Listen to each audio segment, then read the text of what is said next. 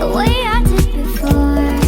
I overdosed. Should've known your love was a game. Now I can't get you out of my brain. Oh, it's such a shame, but we don't talk anymore. Hi Nick, welcome to Sporting Stories. Thank you for agreeing to share your story with us. Hello, thanks for having me. Yeah, really nice for you guys to reach out and stuff. So happy to be here. So we've just seen a short clip of back in June when you competed in the ISF World Street Lifting Championships and where you won gold and silver. Congratulations, by the way. Could you please start by telling people who are watching this that don't know what calisthenics is and how you sort of started it? Yeah, for sure. So yeah, as you said, the sports, it's quite a niche sport. Not many people have heard of it before. But essentially at the competition in June, I did a element of calisthenics called street lifting. What that means is that we take the fundamental movements from the sport, which are pull-ups, dips, and squats. These are the fundamental compound bodyweight movements that make up calisthenics. And what we do is we add weight to them, and then we call that aspect to it street lifting. So yeah, anyone who's in calisthenics, you actually probably come across it before on TikTok, for example. Like you've seen the challenges where they do the push up and then they go back and then into a pike and they press up into a handstand, or the push up challenges where they're holding at the bottom, stuff like that. All those challenges are all examples of calisthenics. I guess a nice little short definition to keep it kind of concise is body weight movement and building muscle and building strength with just your body weight and without the use of extra resistance using weights in the gym. So yeah, that's what I would define calisthenics as. And yeah, in June, that was only one aspect of many different avenues to the whole sport. So yeah. So how did you come across calisthenics and what attracted you to it and made you start it basically? Yeah, so actually I came across it on YouTube firstly, but what happened was I went to the gym, and obviously at the time I was 14 years old, 14, 15, and I was too young because in the UK you need to be 16 to use the gym. So I wasn't allowed to step foot in the gym. I'm not sure if it's the same now, actually, it might be different. But point was I wasn't allowed in the gym. And I was basically desperate to just get some muscle on me and build strength. And I really just wanted to start the gym as soon as I could. Like in the years leading up to it, I'd always do push-ups in my room, do push-ups with my friends, do fitness challenges, and essentially do anything I could to do like gym related stuff. But since I couldn't use a gym, I essentially had to resort to body weight. I had to do push-ups and pull-ups. I had to do whatever I could outside the gym. Essentially, I did calisthenics without even realizing it. But then I came across the videos, all the cool tricks. I obviously realized that much of what I was doing was actually acted as a prerequisite for many of the moves that I consequently trained after.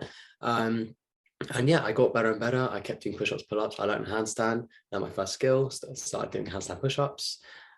Worked towards a planche, and then it just kept carrying on from there, and I never went back really. So that's it. So I'm guessing starting it has sort of changed your lifestyle. Now you're very involved in like starting societies of calisthenics and sort of promoting it and encouraging people to start it. So was that always your goal during it, to try and encourage other people to start, or to show people your journey to inspire them? What was your mindset behind it all?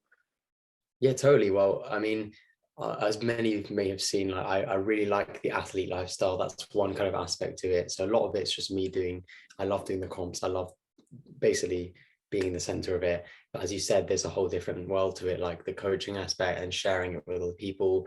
In fact, at the moment, I am the president of the society at Exeter University. So that's one big step we're taking to basically share it to everyone else. Because of course, I didn't realize how great the community was until I basically was welcomed into it myself.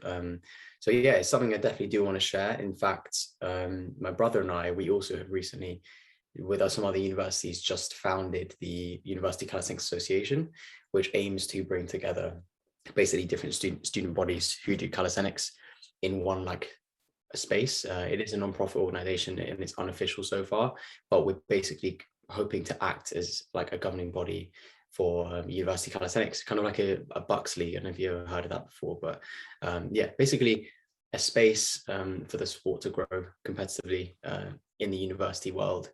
But that's for now. That's our plans for sharing the sport and yeah, making it, I guess, more well known, generally speaking, as well. So did you find when you started your journey and were working on or developing all your skills and different movements? Did you find other people very supportive, encouraging, and sort of helped you get to where you are now?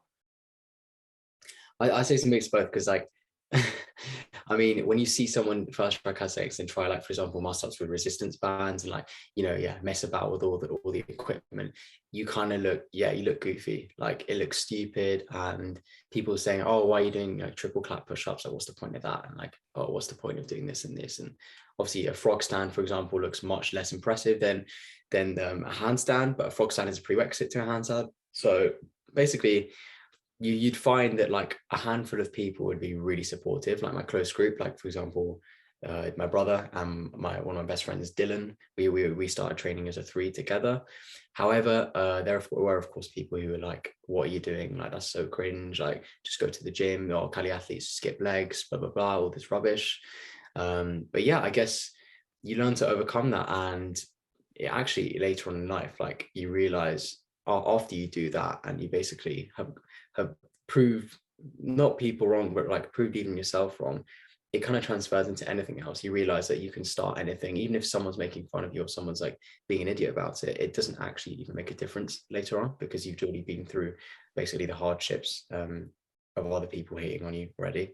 So I forgot your initial question, but yeah, that basically you get all types of people hating and loving, and you just got to keep your eyes on the track you want to stay on. So, and you got to learn to like ignore the hate and try and use that to motivate you to prove people wrong, and then all the positivity you get, use it to motivate you.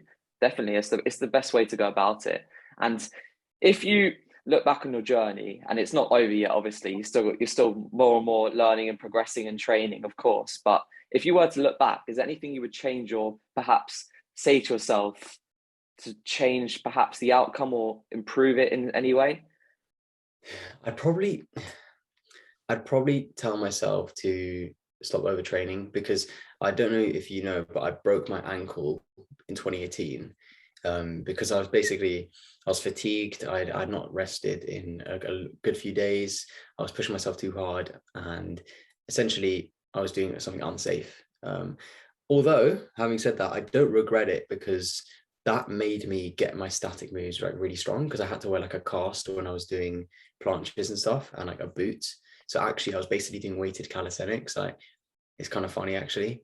But I'd say I'd change the way I approach training and do it in a more safer fashion, because of course as well, you probably know this yourself since like being young, but like as when you're like 14 or 15, you just have so much adrenaline and so much rush, and you just want to go, I want to just work out, and just I was just so motivated and passionate to the point where like it was unsafe. So that's one thing I'd basically change when I went back. But I wouldn't change me breaking my ankle, because that has genuinely like sped up my progress like so much. So yeah, I hope that answers that question. So it's all about learning, and it's never going to be perfect. You're going to make mistakes. You're going to train too much. From personal experience, that's happened to me as well. When you're young, you have so much like adrenaline. You just want to improve quick and fast. There's not as much patience, but you need patience, because ultimately it takes time. So have you heard that before? Yeah, 100%. With my training, during lockdown, I trained too much. I trained pretty much every day. The only thing I could do with my life, really, there's not much else to do except game all day. So I trained every day. My miles went from 20 miles a week to 50 plus a week, and it was that sharp progression that I injured my knee, and it wasn't good. So you just got to learn to hold it in, contain yourself, and wait, and patience and composure, basically. So if Exactly. someone was looking to have a similar transformation, similar journey to you, follow a similar way you've done about your sporting, what advice would you give to them? My advice would be to start with the compound movements. So as we said before, like the three compound movements being push-ups, pull-ups, dips, and squats. Focusing on getting those strong, because one thing about calisthenics is that is less isolation. For example, in the gym, you can do like bicep curls or just target your biceps. Those four movements target a whole bunch of muscle groups. They target your lats, your chest, your triceps, your biceps, your core, essentially the building blocks. So if anyone wants to follow the same trajectory, I'd recommend beginning with that, getting that solid foundation, getting good at push-ups, good at dips, good at pull-ups, good at squats. Once you're good at those, you can look, oh, which route do I want to go down? Do I want to add weight to these? Do I want to do more endurance stuff? Do I want to get my numbers up? Do I want to learn a skill? Do I want to do spins on the bar? It's honestly, like, you can do it on all different routes. In fact, I've gone down all four, like across like 6 years of training. But yeah, definitely start with building blocks. And for someone that's struggling to find actual motivation to do what you've just said to go and do, what would you say for them that they really should go and get it? I'd say, I know it sounds kind of cliche, but like, I'd say not to rely on motivation, because the one thing with calisthenics is such a long-term process. Many of you will see right now if you're watching this, I'm currently working on the one-arm handstand. In fact, when you watch this, I might even have it. The point is, I've been training that move for 97 weeks now. Planche took me 2 years to get. And if you rely on motivation, you're basically not going to do the dirty work when you have to do the dirty work. Like, I can sit here and say I was really passionate and motivated, which I was, but of course there were days when I really didn't want to do it. Like, there were days when I woke up and I was like, no way, I want to do this. Especially working for the comp back in June. It takes you have to do 6 days of training a week. It took a huge toll on my central nervous system. I felt honestly mentally drained after it. It was bad in many ways, but like, I wouldn't change a thing. And you got to kind of tell yourself, I shouldn't expect to feel this passion and this motivation every time. And you know what? Other athletes do not feel that either. I'm sure you can probably relate with that as well. Like, I can almost bet that there have definitely been days that you haven't wanted done work. You have to just do the work if you want to progress. So my advice would be, find a community around you who uplift you, find friends who push you. Of course, search for that motivation. That's lovely and helpful. Watch videos, get in contact with really good athletes, pester them on text. Just for example, how you reached out to me, like, I used to do the exact same thing. I used to reach out to all my favorite athletes and I used to ask them for all the advice I could, like, and basically just like have a conversation with them.